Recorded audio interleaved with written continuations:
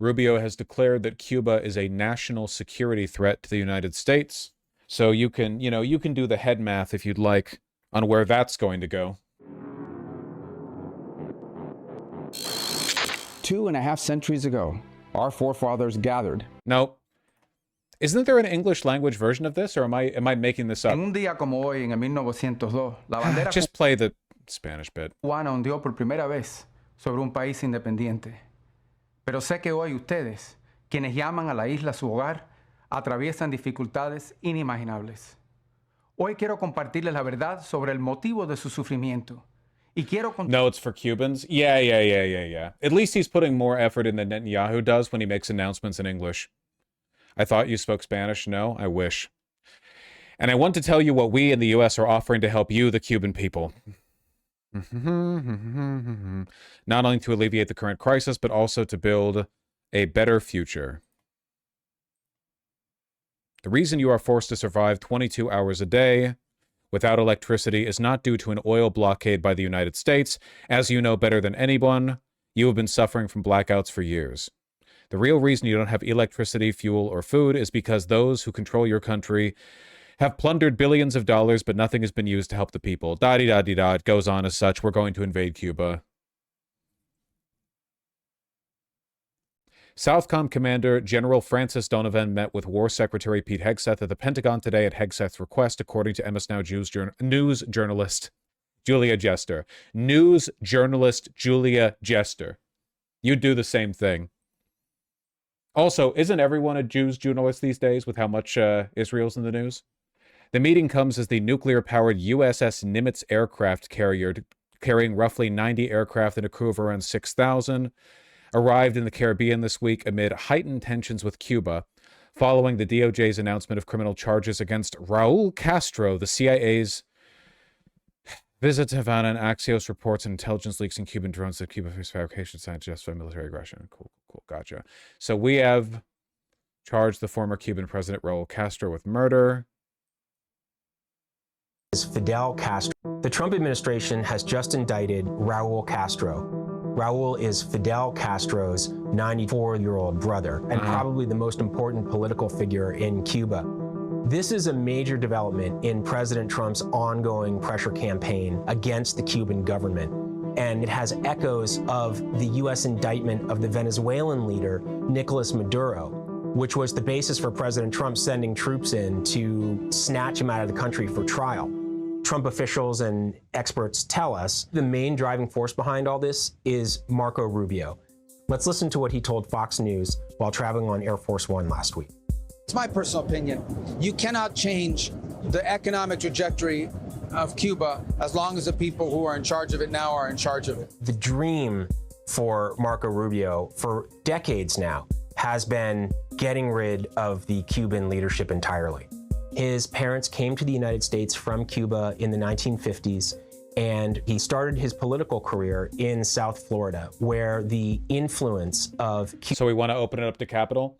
Rubio was mad because he was definitely promised Cuba as part of leading the the Department of State under this administration, and he's annoyed that the priorities of the administration have been directed largely towards Iran, a project that he doesn't back. Rubio is not happy about what we've done in Iran because it's like stupid and counterproductive, and his IQ is at least somewhat higher than the average Trump cabinet member. He probably wants to get his digs in Cuba before the whole thing collapses. Cuban exiles is enormous. That environment instilled in Rubio a very intense anti-Castro regime worldview that he has carried with him. This is apologia for the administration, of course. Through his political career, but he's never worked with a president who has been willing to go this far. Presidente Trump ofrece una nueva vía entre Estados Unidos y una nueva Cuba. Even if President Trump doesn't feel nearly as emotionally invested in Cuba as Marco Rubio does, President Trump loves to be able to say... Was Castro based? Well, he did try to get America annihilated nuclear hellfire, so obviously the answer is yes. That he has done things or solved problems that his predecessors weren't able to do. The first step of this pressure campaign really began when the United States captured Maduro. Venezuela was one of Cuba's only remaining suppliers of oil. And after getting rid of Maduro, President Trump was able to force Venezuela to stop shipping oil to Cuba. The island has almost no power right now. Over the past several months, the pressure has really been building. There were new sanctions on Cuban officials and government offices. The CIA director visited Cuba last week, and we have seen an increase in military and surveillance activity in the region, including spy planes flying over the island. We don't know exactly how this is going to play out. The Cuban government seems very dug in and is giving few signs that they want to make a deal with President Trump. We're essentially starving Cuba right now. They have no power, energy, their resources have been depleted and are being depleted further. We're killing people every day over there through starvation, through ineffective, useless hospitals, through, everything that takes place during a siege, really. We're responsible for everyone dying over there. It's only a matter of time before we take the island. The difference is that unlike Venezuela, the Cuban government is full of true believers. It's not a bunch of cynical narco-terrorists looking for, an out or like a chance to stay in power or whatever. A lot of the people in the Cuban government genuinely and deservedly hate the United States, which means that you're not going to be able to just make deals with the generals to remove the top guy. Which means that I really don't know if we'd be able to do what we want to do in Cuba without invading, Wasn't Cuba providing security for Venezuela? Yes. The Cuban military and intelligence services are full of people who were effective during the Cold War, or at least people trained by people who were effective during the Cold War. Keep in mind that Cuba has been enduring the longest siege of any country besieged by America, by far. Decades and decades and decades of baseless and completely one-sided antagonism that has weathered away at their country like a storm. They have a huge chip on their shoulder, deservedly so, and a lot of the people who work there have are not only from the Cold War, but had connections to Russian or Soviet intelligence back in the day. They are competent. There's also a lot of Russian and Chinese investment in the island. That means there's a kind of mutual assurance. There's a larger investment in the preservation of Cuba as an anti-American bulwark. So again, it seems unlikely to me that we would be able to just kick over a couple of cans and declare ourselves the victors. It would be an actual military conflict. Mind you, a very one-sided military conflict, but that's how it was supposed to go with Iran anyway. So, a couple of HIMARS slamming into Miami skyscrapers might change our minds on that. Cuba should have kept those missiles. Yep. Castro's grandson, or we remain. Here's the problem we have. We'll engage with the Cubans. We have. Our ambassadors met with them recently. The CIA director was down there a few weeks ago. There's some State Department communications that occur. I just don't see a lot of. At the end of the day, they got to make a decision. Their system doesn't work, right? Their economic system does not work. It's broken, and you can't fix it with the current political system that's in place. They just don't comprehend how to do it, and it's a failed state. Their economy and the model they're trying to follow in Cuba doesn't resemble what anyone is doing anywhere in the world. I mean, there are other ways to do it that can provide the people of Cuba prosperity and opportunity, and it's what I said in the video to them the other day. What's that quote? For decades, America has choked Cuba and then criticized it for how it breathes. You look at Cuba, in the Bahamas, in Jamaica, in the Dominican Republic, here in Florida. Cuba's surrounded by places where people have the right to do things like own a business, work for themselves, and be able to vote and for the leaders that govern them and or replace them. So if that's possible all around Cuba, why isn't it possible? Why is that not possible inside of Cuba? And right now there just doesn't seem to be people over there in charge of the regime who are in any way open to any of those changes. And the things they talk about economically are cosmetic in nature. They're not real, because that's what they've gotten used to all these years, is just buying time and waiting us out. They're not going to be able to wait us out or buy time. We're very serious. We're very focused. As I told you a moment ago, in the context of Iran, the president's preference is always a negotiated agreement that's peaceful. That's always our preference. That remains our preference with Cuba. I'm just being honest with you. The likelihood of that happening, given who we're dealing with right now, is not high. But if they have a change of heart, we're here. And in the meantime, we'll keep doing what we need to do. It sounds a lot like nation building. And the administration doesn't believe in using force for nation building. No, it's not nation building. It's not nation building. We are addressing something that's directly related to the national security of the United States. We are involved in places all over the world. You're asking me about Ebola. Important. But Ebola's in Africa. Cuba's 90 miles from our shores. So if you have a systemic meltdown in that country, which is where they're headed, their power plants, by the way, the reason why their power plants break down, they've been having... I was in Cuba in like 2023 where I tested positive for COVID, then had to stay at a random hospital for a week. I ate meat a total of like 2 times and lost a visible amount of weight because of how scarce the food was. Most meals were like rice and beans and sometimes a fruit, and they still did not make me pay for anything. Yes, I've heard about the hospitality of the Cuban people. They seem like a very nice country to visit, at least under better circumstances. Now, we've besieged them for no reason other than because we like having weaker countries to pick on. It's another example, actually, of how Obama was uniquely good in foreign policy, not when it came to drone striking weddings or whatever, but Obama was not a Zionist and didn't like Netanyahu and didn't really go out to bat for him. And likewise, he did take Cuba off the state-sponsor terror list, even though that only lasted for like a minute before Trump put them back on. But yeah, you know, just another example of Obama not really carrying forward the grudges of the old American political system.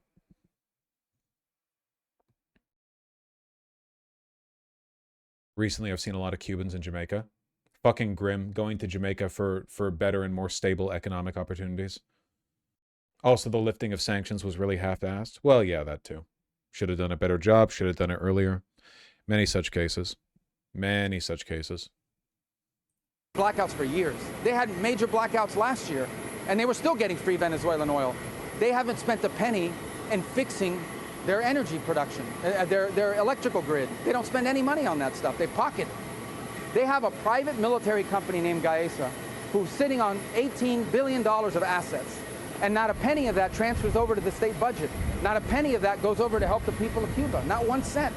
So even if they had all the diesel in the world, they still wouldn't be able to generate energy because they've stolen the money and haven't invested in their energy infrastructure. So you're heading for a failed state. That's what you have now. But it's 90 miles from our shores. So we'll be impacted by the migratory crisis, by any violence and instability that happens there. He's just lying, yeah? Yes, he's just lying. The Cuban government is ineffective and have done a bad job, you know, protecting their people. But that is unfortunately the almost guaranteed consequence of a prolonged siege of a country. You don't get to justify invading and paternalizing a country because they've failed to respond optimally to your economic siege. It directly implicates the United States' national interest. So the future of Cuba belongs to the people of Cuba in terms of how they're governed, what the system looks like. It's essentially the same as criticizing Palestinian people for being ruled over by Hamas when Netanyahu and Israel broadly have done absolutely everything in their power to ensure this, from gutting the PA to funding Hamas to creating circumstances in Gaza that maximize the likelihood of outcomes like that taking place. Of course, the Cuban government would prioritize loyalty and anti-Americanism over, you know, regional prosperity. They have to. They've been under siege for half a century. Capitol, where we are now hearing from President Trump for the first time since charges were filed by the Justice Department. Our DC Bureau Chief Ben Kennedy is live in Washington with the reaction. Ben? Nicole and Kevin, President Trump called Cuba a failed nation, and the people are being treated badly as he just reacted moments ago to the big news out of Miami. Weird intonation. Cuba. President Trump outside Air Force One weighed in on the historic indictment. It's going to be like the biggest thing we've ever done, but I will tell you, to a lot of people, it's going to be one of the most important. They've been looking for this moment for 65 years. It comes as Secretary of State Marco Rubio marked Cuban Independence Day with a video message to the people on the island. En Estados Unidos estamos listos para abrir un nuevo capítulo en la relación entre nuestra gente y nuestros países. Y actualmente, lo único que se interpone en el camino hacia un mejor futuro son quienes controlan. Rubio places blame on communist leadership for keeping resources like food, gas, and electricity from the Cuban people. He says, yeah, they're the ones keeping fucking electricity and gas from the Cuban people. Jesus Christ. All right. Consent manufacturing. U.S. eyes attack drone threat from Cuba. Yep. They've literally never attacked us, and we've attacked them, but now they're a threat to us. Blah, blah, blah. Yeah, we know. We move a carrier to the Caribbean. Russia pledges Cuba support. We have new developments at this hour following the DOJ's announcement of an indictment against Raul Castro. The indictment includes 7 charges against the former Cuban president, among them murder charges for the 1996 Brothers to the Rescue shoot-down. I don't. Okay. They really couldn't come up with a better pretext for invasion than this 30 years ago? We're charging the fucking 96-year-old. Okay. Learning the U.S. is ramping up military assets in the region and that a longtime ally of Cuba is pledging to support them amid growing U.S. pressure. And Local 10's Janine Stanwood is joining us live right now in the newsroom with the very latest details on all of this. Janine. So many developments following the indictment of Raul Castro. We are now learning a new U.S. aircraft carrier is moving into the Caribbean among more U.S. pressure against the Cuban government. U.S. Southern Command posting this video of the Nimitz carrier strike group on X this Wednesday. Around the same time, murder charges against Raul Castro were announced. The State Department previously reported the USS Nimitz was in Rio de Janeiro to perform, quote, joint naval exercises with the Brazilian Navy 2 weeks ago before moving it into the Caribbean. Today, the fact that they're doing this so quickly, by the way, when the news cycle hasn't even simmered down from Iran, means that they have no plans whatsoever, or at least no, like, means to open the strait. Nothing is in motion. You keep the media focused on the topics that you want them to celebrate. They are aware of the fact that they can't do this. If they were able to fix the strait situation, they probably wouldn't be moving this quickly to Cuba. The strait has lost Lamau, then industrial civilization is going with it, bucko. Maybe a slight overstatement, but not much of one. We will run out. Global oil supplies are being drained rapidly right now. All of the backup, all of the reserve that we hold, not just like in America, but everywhere. If you look at bond prices, it really is dismal for the market's view of the U.S. long term. Yeah. They indicted him for a plane they shot down in the 90s that repeatedly violated their airspace after several warnings. Oh, is that what they're mad about? New York Times was the first to report that the strike group will stay in the Caribbean for at least a few days as part of the Trump administration's pressure on the Cuban regime to change their government. One other Western powers try to take the strait if we fail. Buddy, if the U.S. Navy can't hold the strait, nobody can. It's not a solvable problem. It's up to Iran. You think Cuba has FPV drones or Shaheds? Probably some. We know they have some drones. They probably don't have anywhere near the ability Iran has to wage like regional war.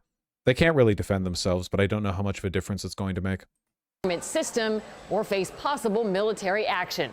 President Trump is in the Oval Office deflecting the idea that the carrier will be used in an operation against Cuba, although at the same time hinted at doing something no other U.S. president has done with the island. No, not at all. The Cuba, look, it's a failed country. Everybody knows it. Other presidents have looked at this for 50, 60 years doing something, and it looks like I'll be the one that does it. Also today, Russia has pledged to help Cuba amid this week's developments against Raul Castro. Moscow saying that it will provide active support to the Cuban government despite moves by the U.S. to, quote, tighten the noose of sanctions around the communist island. They also refuted claims that Cuba has access to 300 new military drones, first published in an exclusive report by Axios over the weekend. We can only hope.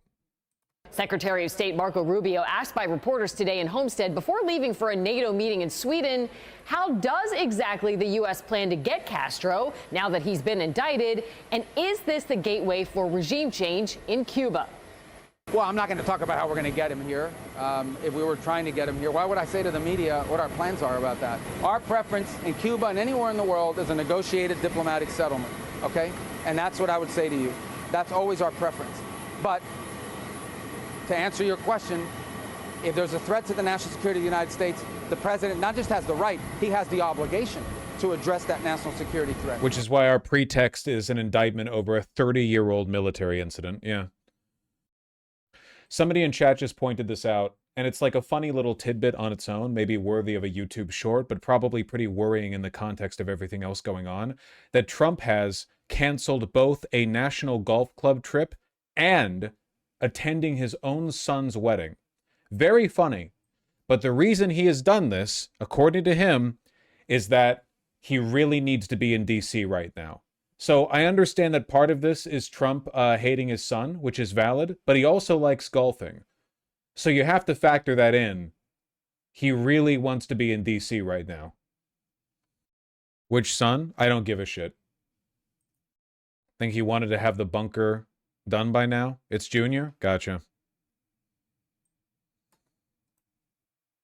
always like to show the human touchstones to this. Full interview. Cuban human rights activist and founder of Cuba Decide, Rosa Maria Paya, says the best ally of the Cuban people is the government of the United States. Okay, so this is our Maria Corchado. Gotcha. We have our Cuban Maria. Story. So let's bring in Cuban human rights activist and founder of Cuba Decides, Rosa Maria Paya. Nice to have you with us. Thank you so much for joining us on CBS News 24/7. It bears mentioning also for our viewers that Rosa Maria is the daughter of a man killed for years of challenging the Castro dictatorship, Oswaldo Paya. You've got to be thinking of your dad as you see these developments, no? Totally. I'm thinking of him. I'm thinking of many Cubans that have lost their life fighting for freedom in a peaceful way. Don't care. Just the same type of woman, really. Some despicable pick-me looking for an opportunity to ride the wave of American imperial interest and maybe secure some regional power.